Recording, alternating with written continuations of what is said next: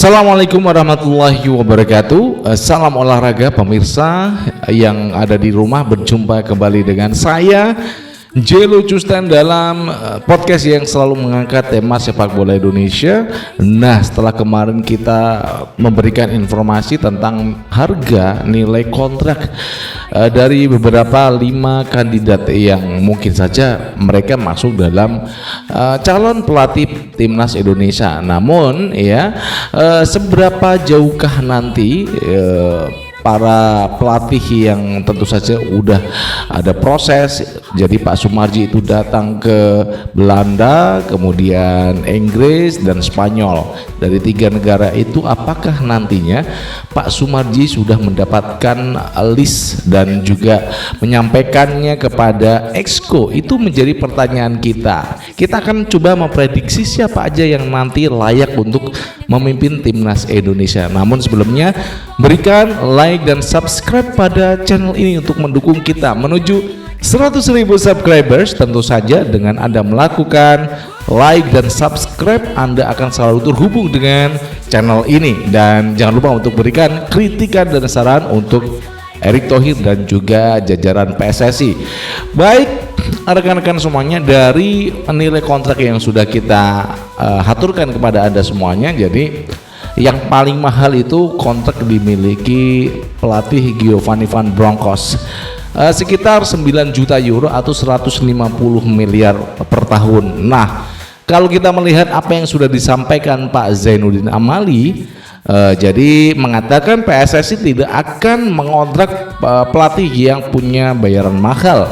Apakah itu tertera pada Giovanni Van Bronckhorst? Jadi apa yang sudah disampaikan Pak Zainuddin Amali tentang kondisi keuangan PSSI sudah kita prediksi. Jadi di bawah dari seorang Giovanni Van Bronckhorst itu ada seorang Jesus Casas dengan 20 miliar per tahun. Apakah ini akan menjadi opsi pilihan yang menarik ataukah ada nama lain? Jadi di Inggris siapa yang nanti akan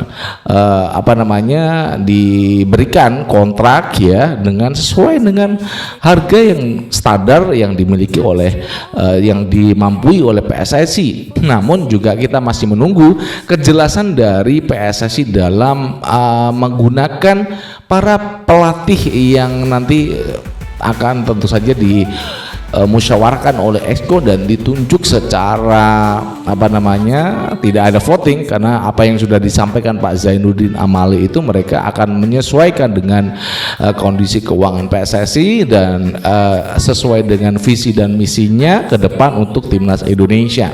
Namun dari 5 kandidat yang mencuat di media, hanya satu yang saya rasa itu tepat untuk timnas Indonesia, yaitu Jesus Casas. Pelatih berkebangsaan Spanyol ini memang punya strategi yang cukup bagus ya dalam beliau itu meracik sebuah tim negara Asia, di mana satu yang paling penting buat Exco, bagaimana calon pelatih ini punya kemampuan untuk melatih sebuah negara di Asia ya, terutama Indonesia, yang mampu menghadapi tim sekelas Jepang, kemudian tim sekelas Arab Saudi, tim sekelas Qatar, tim sekelas Korea Selatan ya.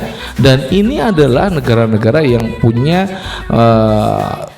mentalitas bagus di sepak bola, punya dana kuat juga, dan pemain-pemainnya juga bagus semuanya.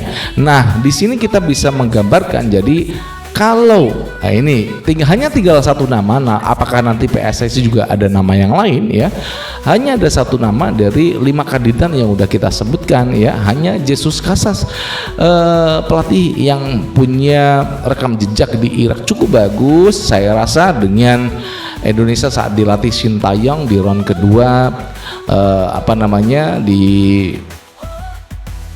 kualifikasi Piala Dunia ya, kita dikalahkan Irak kedua kali saat di kandang Irak dan di GBK. Ini menjadi pukulan yang cukup telak buat Sintayong, karena kita memang belum bisa mengatasi bagaimana cara main dari apa yang sudah dikeluarkan oleh seorang Jesus Casas. Apakah itu memang menjadi pilihan yang menarik seorang Jesus Casas? Saya rasa itu akan menjadi pilihan yang cukup ideal untuk keuangan PSSI, hanya 20 miliar per tahun, sehingga pelatih yang mempunyai jiwa yang kuat ya, kemudian ahli strategi ya, Jesus Casas. Cuman yaitu kita hatinya dia itu berani berkonflik ya. Apakah PSSI tidak bisa membaca situasi yang terjadi dengan kontrak yang dimiliki Jesus Casas bersama timnas Irak? Nah, ini yang akan menjadi tanda tanya. Apakah nanti memang Jesus Casas ini akan sering berkonflik dengan PSSI? Apalagi ya itu tadi ya, kita sudah katakan berkali-kali PSSI melakukan blunder. Yang pertama, Coach Nova diumumkan oleh Yunus Nusi, kemudian ada Alexander Swiers, ketua BTN Pak Sumarji. Namun di sesi yang lain Pak Zainuddin Amali mengatakan harusnya pelatih U20 itu dipilih secara rapat esko, kemudian dimusyawarahkan ya, ada wawancara, kemudian mereka menyampaikan visi dan misinya ke depan untuk timnas U20. Nah, ini kan yang menjadi masalah jikalau nantinya Jesus Casas itu masuk ke timnas Indonesia sebagai pelatih kepala. Ini akan terjadi kontraproduksi untuk tim sekelas timnas Indonesia. Apalagi pemain-pemain kita ini kan juga memang menantikan siapa yang akan menjadi pelatih tim nasional Indonesia ya. Jadi Jay Itzes, kemudian Calvin Verdong, ada juga Kevin Dix ya, dan juga pemain-pemain yang lain ini menunggu-nunggu siapa yang nantinya akan memimpin mereka dalam sesi latihan, kemudian bertanding melawan negara-negara lain nanti di FIFA Series tahun depan, kemudian FIFA ASEAN Cup ya. Itu kan akan menjadi tolak ukur di mana pelatih itu bisa nggak melatih ataupun meracik, memberikan strategi yang jitu ya, kalau menghadapi tim-tim yang tangguh ya, dengan rotasi pemain ataukah dengan perubahan strategi, skema dan lain sebagainya dalam sebuah pertandingan. Itu yang akan dinantikan oleh masyarakat Indonesia. Kalau kita menilik dari apa yang sudah diberikan oleh Indra Safri di U22 ya, saya rasa memang ya itulah kelemahan dari seorang Indra Safri. Saya rasa kurang banyak memberikan strategi pada U22 sehingga mainnya saya rasa belum menarik ya, belum bisa membuat saya sebagai penggemar sepak bola itu merasa nyaman ya. Namun ya kita doakan perjuangan Indra Safri nanti di Thailand, karena hari ini sudah berangkat ya menuju ke sana untuk SEA Games. Mudah-mudahan bisa memberikan emas lagi untuk timnas U22 ya. Ada banyak pemain yang juga ikut, apakah memang Marcelino juga ikut, kemudian Ivar Jenner ya, beberapa pemain diaspora juga akan bergabung. Ini juga akan menjadi tambahan kekuatan buat seorang Indra Safri. Mudah-mudahan Indra Safri di sana bisa beruntung gitu ya, amin.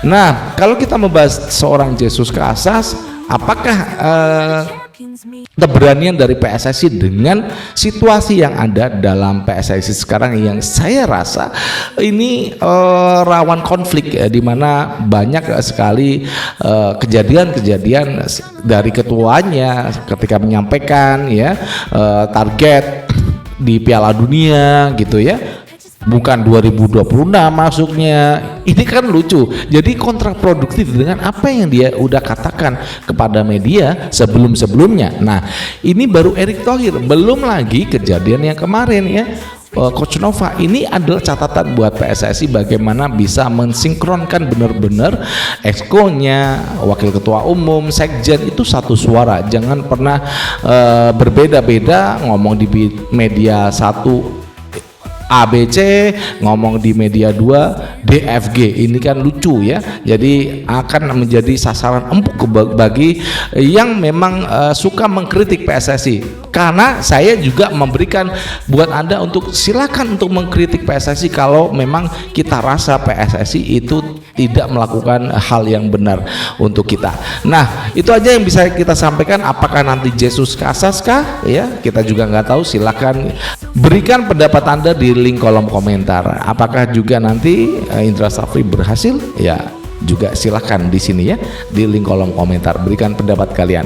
Dari Jakarta, saya Jelo Justan mengucapkan wassalamualaikum warahmatullahi wabarakatuh. Salam olahraga and ciao.